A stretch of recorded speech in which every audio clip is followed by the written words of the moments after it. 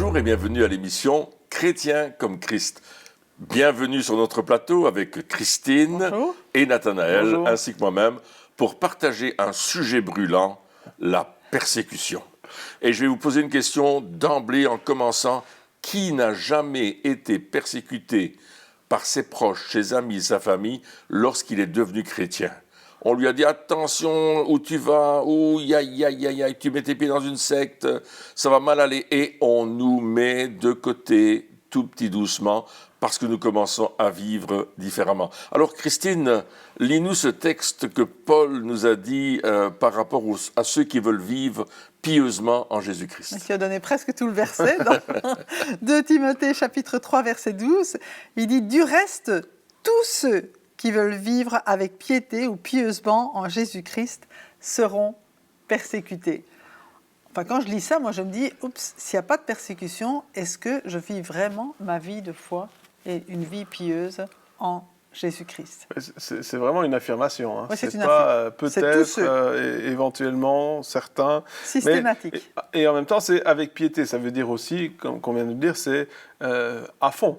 Vivre notre vie de chrétien où on abandonne vraiment, ou comme on a parlé dans les émissions précédentes, où on se dit, Seigneur, je ne m'appartiens plus, je t'appartiens. Et c'est ça, être pieusement.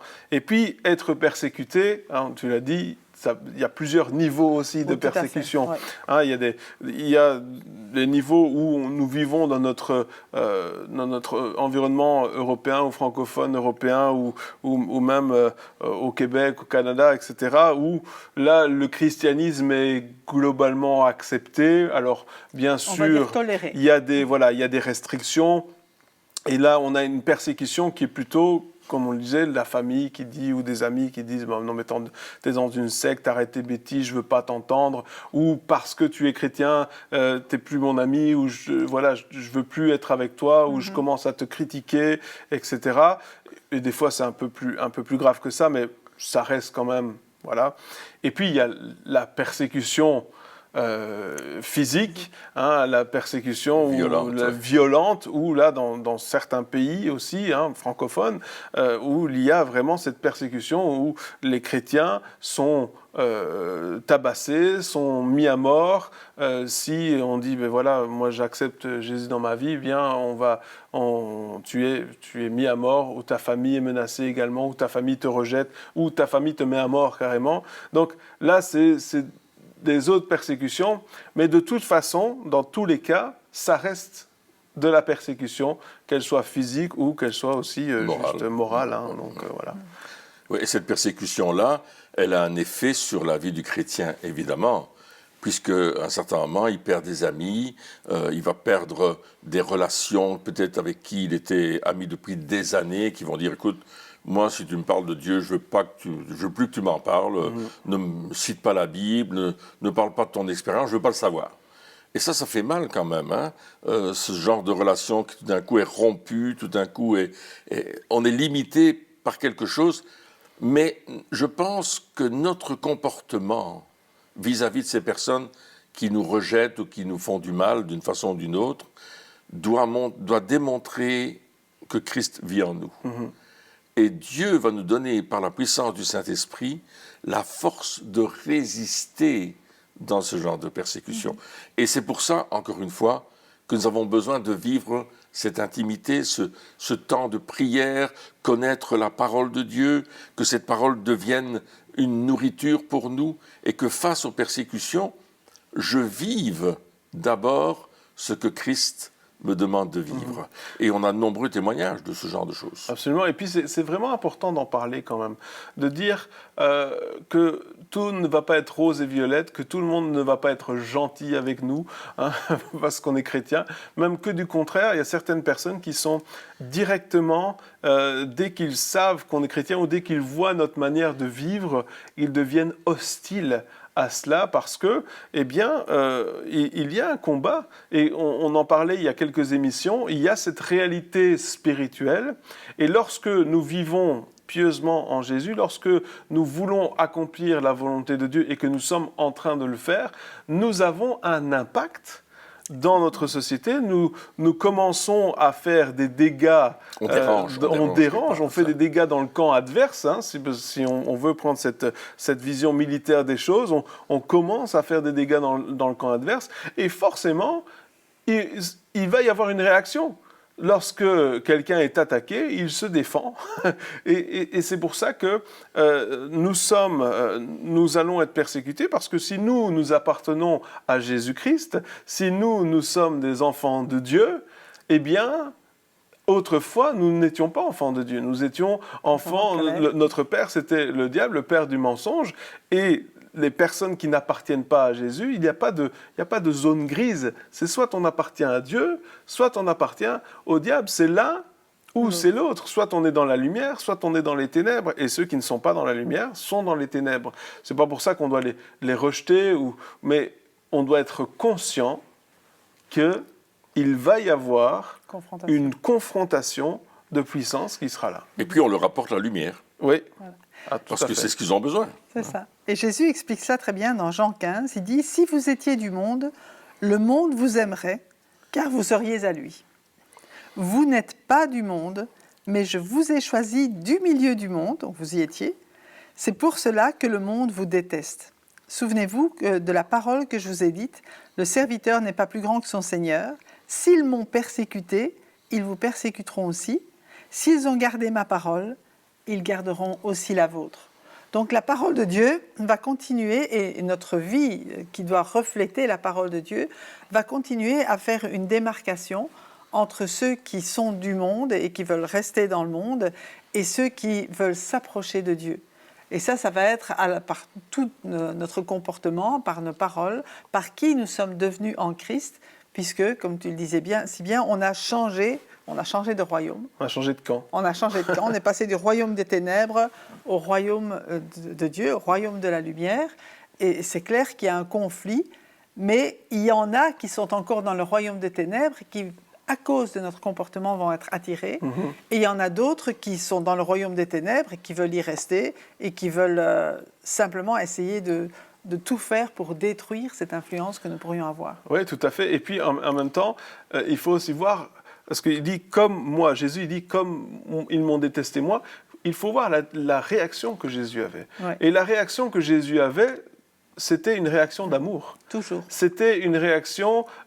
Jésus ne s'en est jamais pris à ceux qui le détestaient, qui voulaient absolument des pécheurs qui voulaient le détruire. Il s'en est pris aux religieux, oui, mais pas aux personnes qui faisaient partie du royaume des ténèbres. Il les a toujours aimés, ces personnes-là.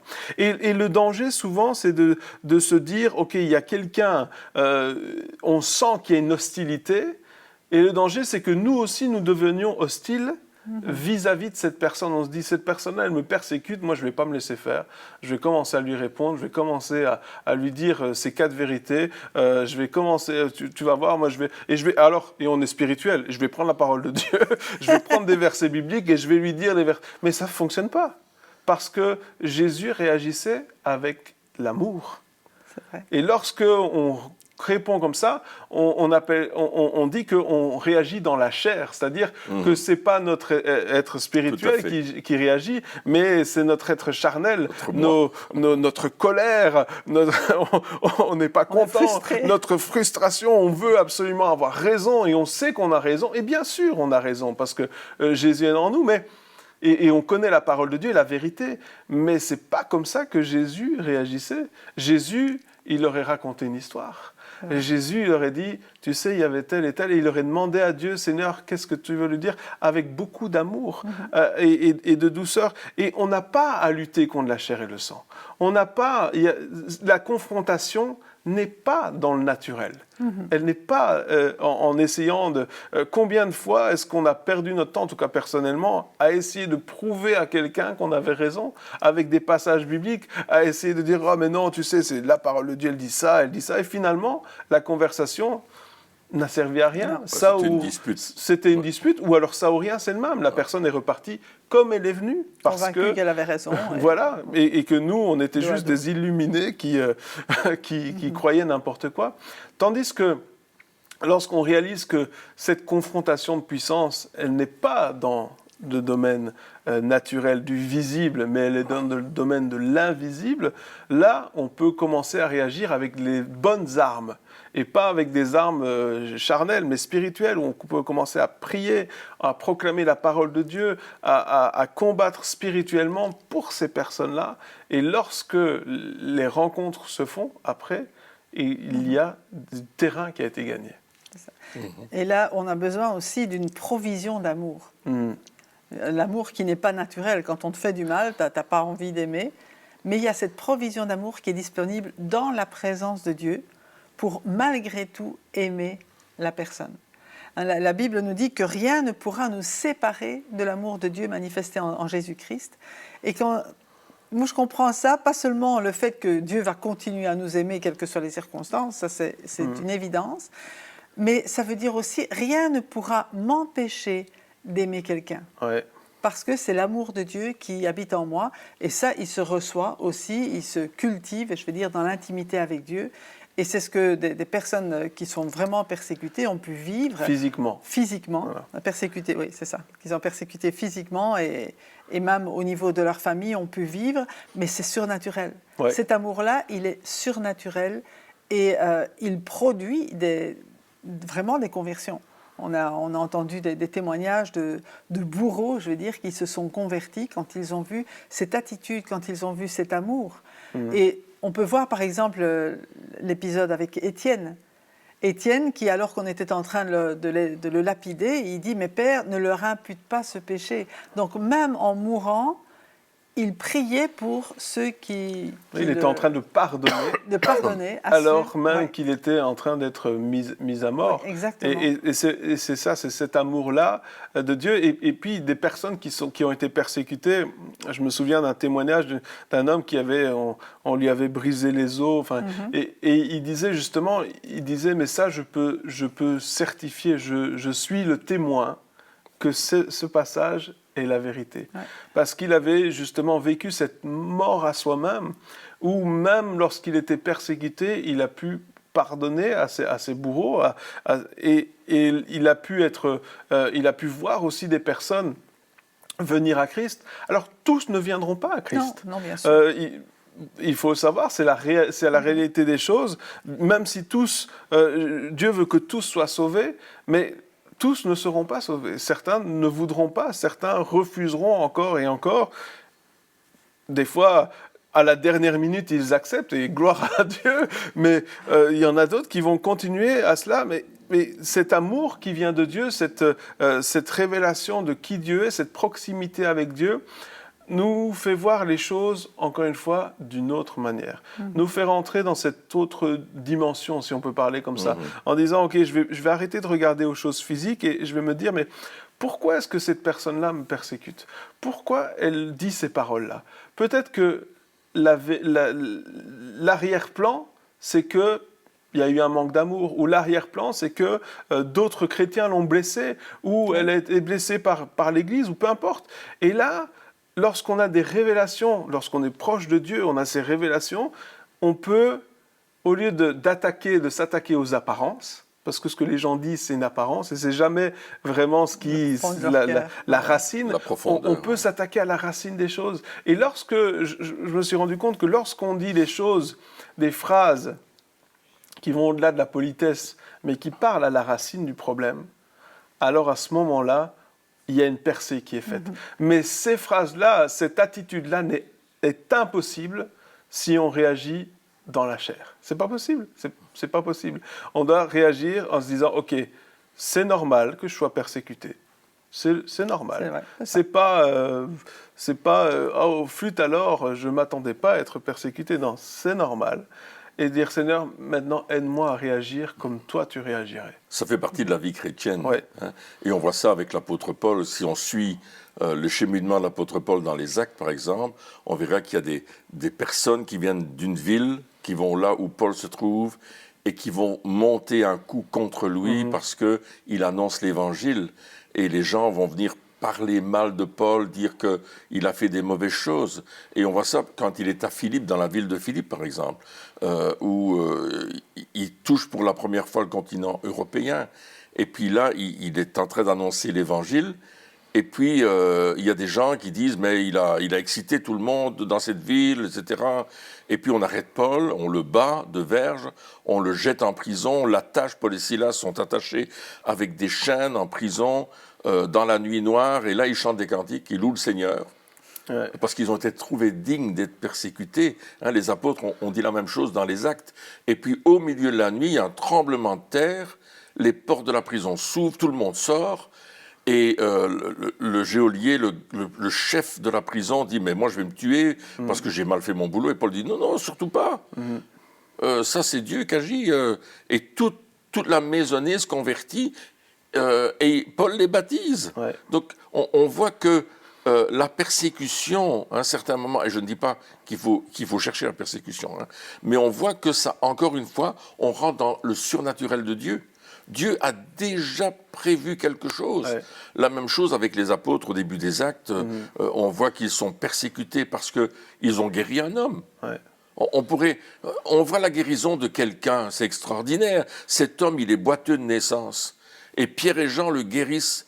Et à cause de la guérison de cet homme, on arrête Pierre et Jean. Et on leur dit, mais comment vous avez fait ça? Ils n'ont pas vu l'homme guéri définitivement de son infirmité. Ils ont été dérangés par le fait qu'il y a un acte divin qui s'est produit. Ouais. Et on va leur dire, vous ne pouvez plus parler du nom de Jésus. Parce que Pierre va dire, c'est pas nous. C'est dans le nom de Jésus que cet homme est là et que vous le voyez en bonne santé devant vous. Et puis là, ils vont être persécutés pour ça.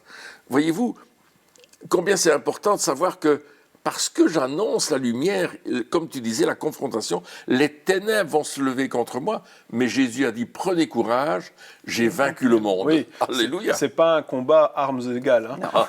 On est bien plus fort avec Jésus. Il n'y a aucune chance. Mais par contre, il faut avoir cette bonne attitude. Hein. Paul et Silas, ils chantent, ils louent Dieu durant ce temps-là, donc ils ont une bonne attitude. Pierre et Jean qui disent on ne va pas vous obéir à vous, on va obéir à Dieu. Ils confrontent carrément, c'est comme s'ils cherchaient des problèmes, mais il y a des fois, c'est cette confrontation qui est là, et puis c'est notre attitude de dire ok, je vais quand même continuer, je vais quand même persévérer malgré cela, mais je ne vais pas me battre avec des armes humaines. La louange en prison, ce n'est pas comme ça qu'on sort d'une prison. On ne sort pas d'une prison en chantant. Logiquement, on sort d'une prison en ayant des bons avocats ou en payant des gens qui nous font sortir, enfin peu importe, mais on ne va pas utiliser la louange, on ne va pas commencer à louer Dieu, alors que là, c'est ce qu'ils ont fait. Et il faut qu'on se pose des questions. Comment est-ce que je dois réagir dans une situation donnée, dans un problème donné, lorsque je suis persécuté? Si je me réfère à la parole de Dieu comme exemple, eh bien, c'est très rare où il y a des exemples où on réagit de manière logique et normal. Hein. L'exemple ultime, c'est peut-être Jéricho, où ils ont tourné autour de la ville 7 fois, et encore 7 fois, juste. Et après, tout s'est écroulé. Ce n'est pas comme ça qu'on combat. Ce n'est pas logique. On n'échappe pas à une armée en traversant la mer. Je veux dire, qui s'ouvre en deux. Qui s'ouvre en deux, hein, si on veut faire référence à Moïse et le peuple d'Israël. Donc, nous-mêmes, aujourd'hui, lorsque on parle faussement de nous aussi, hein, lorsque on dit la persécution aussi, c'est tous les mensonges qu'on peut dire, les calomnies, les choses qui sont fausses qu'on peut dire à notre sujet. Et beaucoup, lorsqu'on ment à son sujet, qu'est-ce qu'on fait?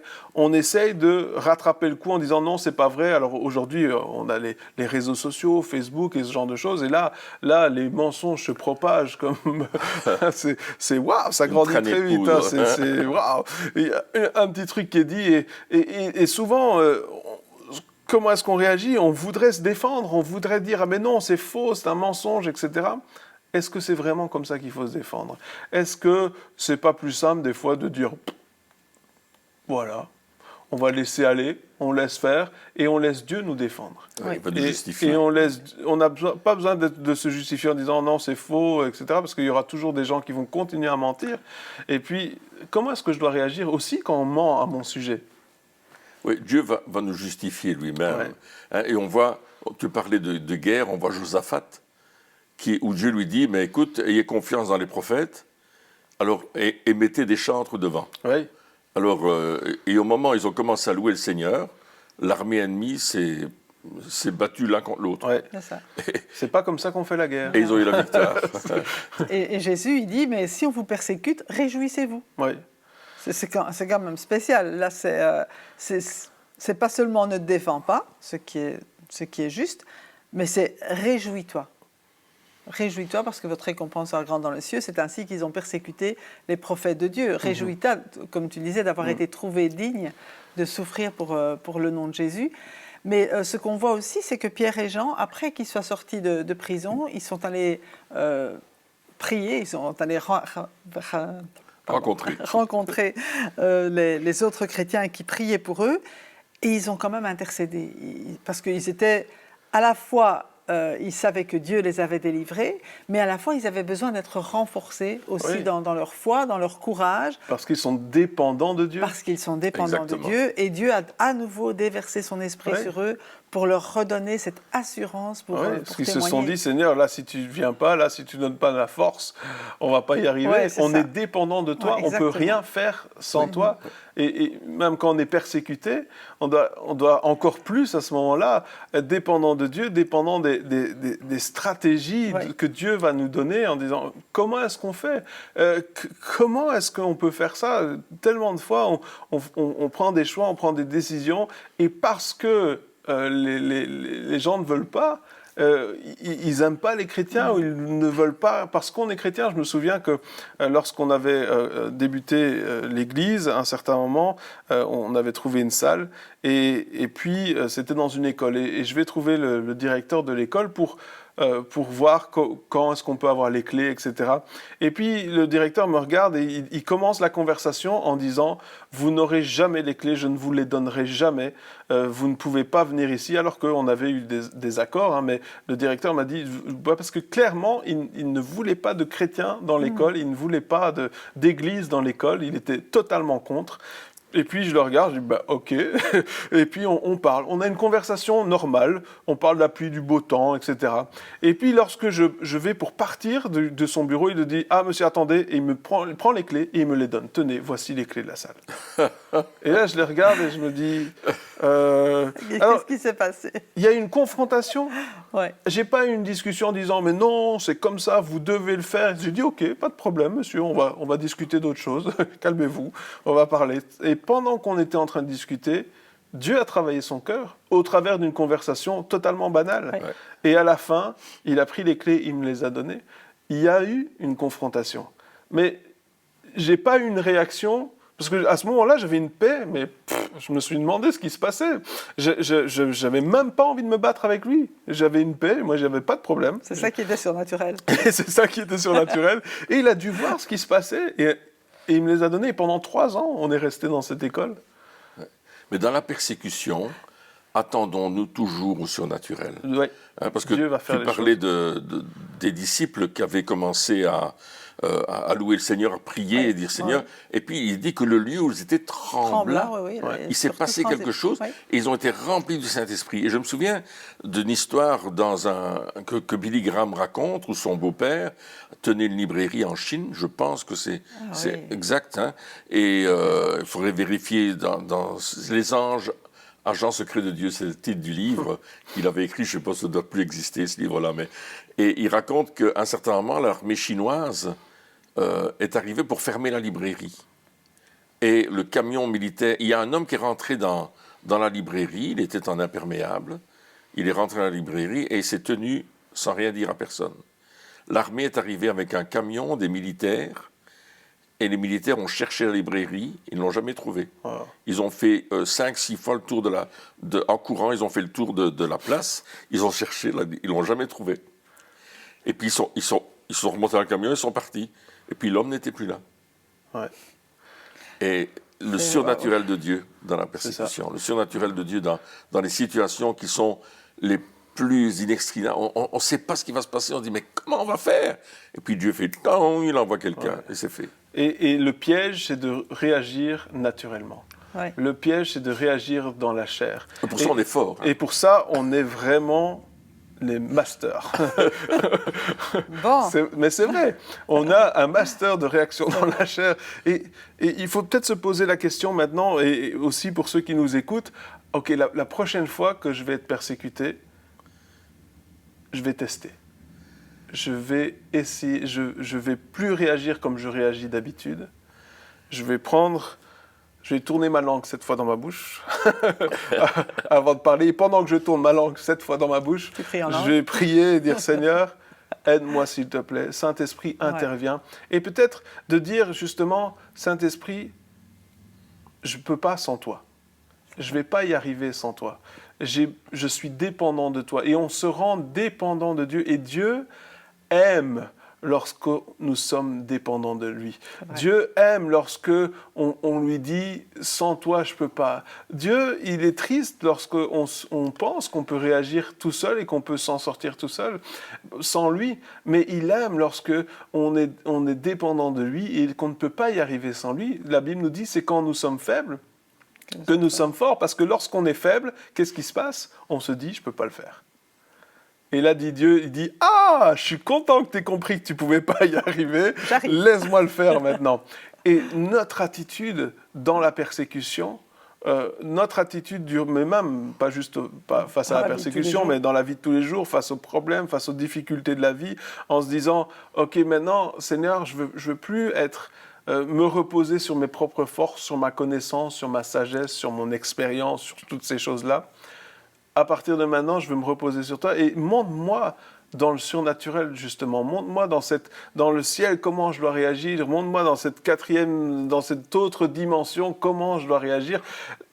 Seigneur, éclaire-moi que je puisse rentrer dans cette réalité du ciel, dans cette réalité du royaume de Dieu, au lieu de toujours réagir dans la chair et d'avoir les fruits de la chair, parce que nous récoltons ce que nous semons. Si je récolte le vent, je récolte le tempo. Non, la tempête. Je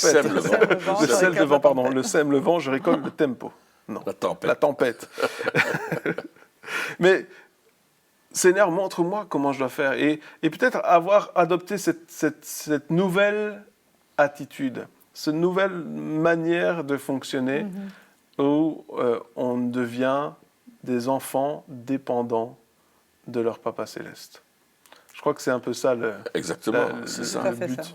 On doit se préparer à la persécution. Je me souviens, il y avait un livre qui était sorti dans les années 80 où il fallait, quand viendra la persécution, ça s'appelait, et se préparer dans nos cœurs, dans nos vies, dans notre manière d'être, en sachant qu'on peut prendre tous nos biens. Ouais. Moi, je me souviens, un de nos professeurs à l'école biblique nous racontait, il était en Inde, et il avait déménagé d'une région de l'Inde dans une autre région où il annonçait l'évangile. Il était dans l'Himalaya, en fait. Et il annonçait l'évangile. Et comme il n'était pas de cette région-là, en plus, il était chrétien. Il n'était pas dans une autre religion, il était chrétien. Et il vivait comme Christ. On est venu chez lui, on a jeté ses meubles par la fenêtre, on l'a frappé, on les a chassés. Ils sont revenus, ils ont recommencé. On les a chassés à nouveau, on les a persécutés. Alors qu'ils annonçaient l'évangile et qu'ils étaient là pour faire du bien au peuple. Donc, soyons prêts, ayons une attitude, justement, et préparons-nous et ayons cette intimité avec Dieu qui va nous aider, justement, à réagir correctement face à la persécution. Eh bien, chers amis, merci de nous avoir suivis encore pour cette émission et on se retrouve très bientôt pour la suite. Au revoir.